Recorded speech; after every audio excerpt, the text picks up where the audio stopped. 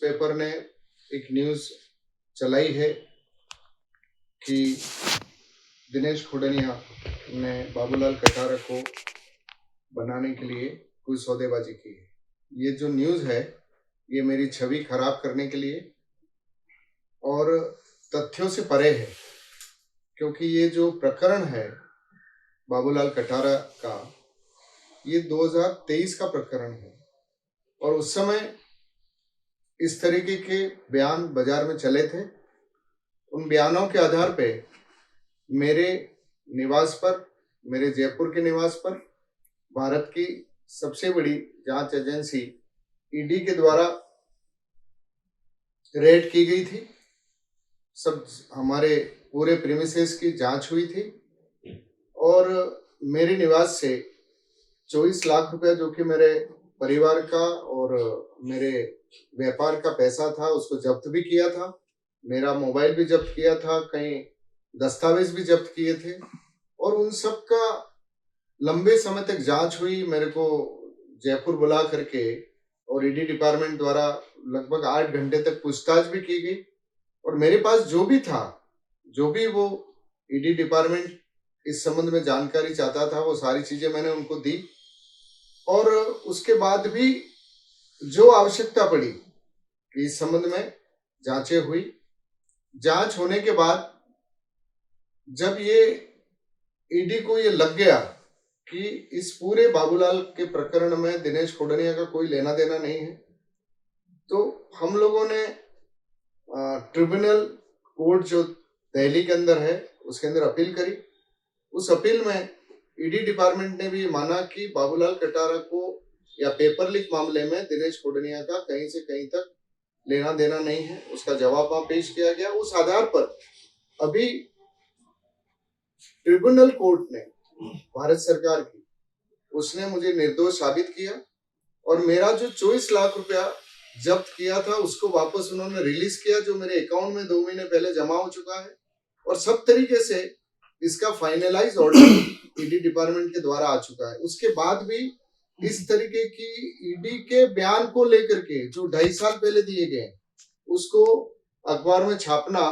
निश्चित रूप से मेरी छवि खराब करने के लिए किया गया है और जो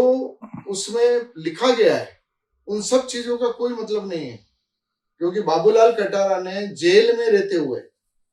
अपने, जब हमने इस मामले में बाबूलाल कटारा के खिलाफ मानहानि का दावा किया तो कोर्ट में दावा पेश होने के बाद कि भाई आपने हमारे ऊपर ऐसे किस लिए आरोप लगाए, तो जेल में रहते हुए, जयपुर की जेल में रहते हुए, जहां निष्पक्ष तरीके से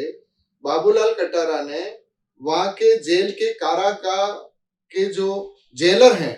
उन्होंने एफिडेविट करके कोर्ट के अंदर एक बयान दिया बाबूलाल कटारा का कि मेरे पर दबाव डाल करके एजेंसियों ने इस तरीके का बयान लिया था। दिनेश खुडनिया से मेरा कभी कोई रिश्ता नहीं रहा, ना मेरे उससे कोई लेन देन हुआ और ये बयान को अटेस्टेड किया जेल के अंदर वहां के जेलर साहब ने और वो कोर्ट के अंदर पेश हुआ जवाब बाबूलाल। और उसके अब जो 13 फरवरी 2024 का मामला है, 2024 के अंदर बाबूलाल कटारा ये कह चुका है कि जो आरोप लगाए गए वो सब झूठे हैं, मेरे दिनेश खुडनिया से कोई रिश्ता नहीं है, ना मेरा कोई लेना देना था। और फिर मैं आपको बता दूं कि बाबूलाल कटारा का मैंने, जब मेरे वहां ईडी का छापा हुआ तब भी मैंने कहा था और मैं जयपुर जाकर के इसके बारे में सारे प्रेस के लोगों से और हेजिटेशन किया था, जो कुछ एक नेताजी ने जो मेरे लिए जो कहा था, उस समय मैंने वहां पर भी कहा था कि जो जांच एजेंसियां करनी चाहे मैं जयपुर से लगा के दिल्ली तक इस मामले में तैयार हूं। बाबूलाल कटारा को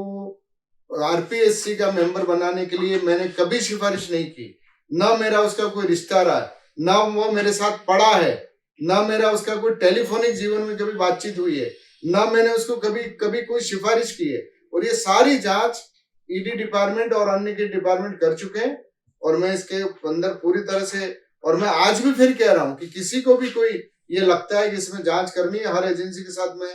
तैयार हूं, लेकिन एक पता नहीं किस दबाव में इन दोनों पत्रकारों ने मेरी छवि खराब करने के लिए किया। इसके पीछे भी देख रहा हूं कि मुझे लगता है कि कुछ राजस्थान के कुछ नेता हैं जो ईर्ष्या रखते हैं और उनके समर्थक कहीं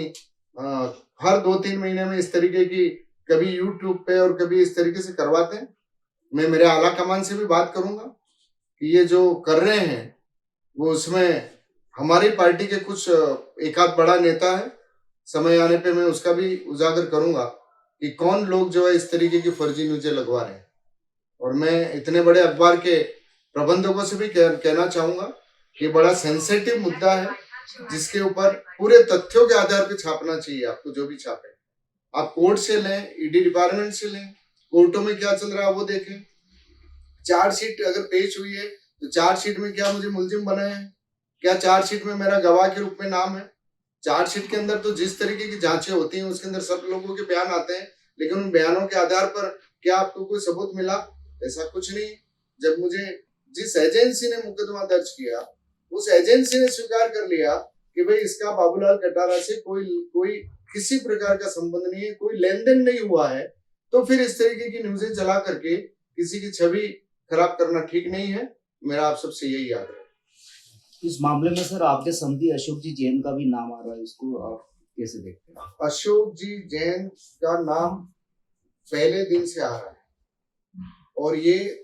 जिस तरीके उनके वहां पर भी ईडी का छापा पड़ा था, उनके वहां पर भी कोई सबूत नहीं मिले, इसलिए उन्होंने भी मानहानि का दावा जो ने किया है। और दोनों के अंदर एक जैसा विषय है कि इसके अंदर कहीं पर भी न तो अशोक जैन से बाबूलाल कटारा जी का कोई संबंध है, न मेरा कोई उससे संबंध है। और ये सारी चीजें क्लियर हो चुकी हैं। ये राजनीतिक मुद्दा है, छवि खराब करने का मुद्दा है, क्षेत्र का कोई कार्यकर्ता आगे बढ़ रहा है उसको रोकने का वो किया जा रहा है, षड्यंत्र है एक तरीके का। तो मैं इन सबसे निवेदन करना चाहता हूं कि बिना तथ्यों के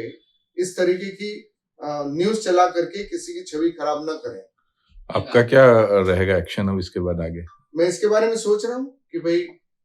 जिस तरीके से ये किया गया है मैं इसके पीछे पूरा देख रहा हूँ कि किन लोगों के प्रभाव में आकर के ऐसा किया जा रहा है। कई बार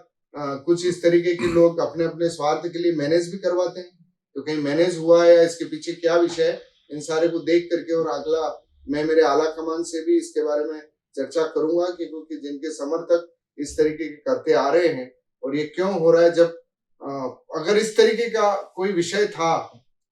कि अगर ईडी डिपार्टमेंट का अभी कुछ हुआ होता या एसओजी ने कुछ किया होता तो वो न्यूज सारे अखबारों में आनी चाहिए थी। ये कोई छोटा मोटा मामला नहीं है। ये इस विषय के ऊपर तो सारे प्रेस रिलीज होती कि भाई इसने बयान दिया हम उनके खिलाफ कर रहे हैं। ये तो कोई 2.5 साल पुराना बयान ले करके और उसके आधार पे जो कि पता नहीं किसके दबाव में लिया गया था, जिसका बाद में डिनाई भी हो चुका है, कोर्ट में उसका जवाब भी पेश हो चुका है। तो निश्चित रूप से मैं इसके बारे में अपने आला कमान से पूछ करके और आगे जो भी होगा मैं आगे बढ़ूंगा। ये अभी आप बता रहे थे कि हमारी पार्टी में बड़ा नेता है वो स्थानीय स्तर मैं इसी के बारे में प्रदेश स्तर के नहीं, मैं मतलब पार्टी के प्रदेश स्तर के कुछ लोग हैं जो उनके समर्थक इस तरीके से चलवाने में माहिर हैं, कभी यूट्यूब के ऊपर और कभी हर 2-3 महीने में आप अपन सब देख रहे हैं और वो हो रहा है। कुछ लोग बीजेपी से मिले हुए हैं जो इस तरीके का काम कर रहे हैं। समय आने पर मैं आला कमान के सामने बात रखूंगा। सर आप गहलोत जी से करीबी संबंध रहे हैं, तो क्या आप एक ही पार्टी में हैं, उनके विपक्ष के लोग आपके छवि खराब करने का प्रयास कर रहे हैं मानते हैं? हर पार्टी में होता है आजकल, बीजेपी में भी यही हो रहा है, रोज देख रहे हैं अपन। नहीं, आप जो कह रहे हैं कि मेरी पार्टी के कुछ लोग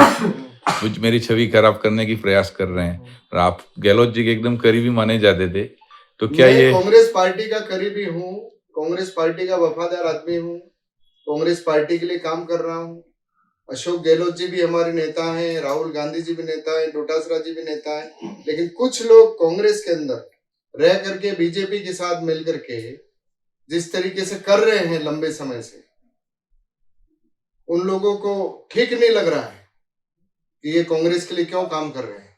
ऐसे लोगों का मुझे लगता है कि इसके पीछे हाथ है।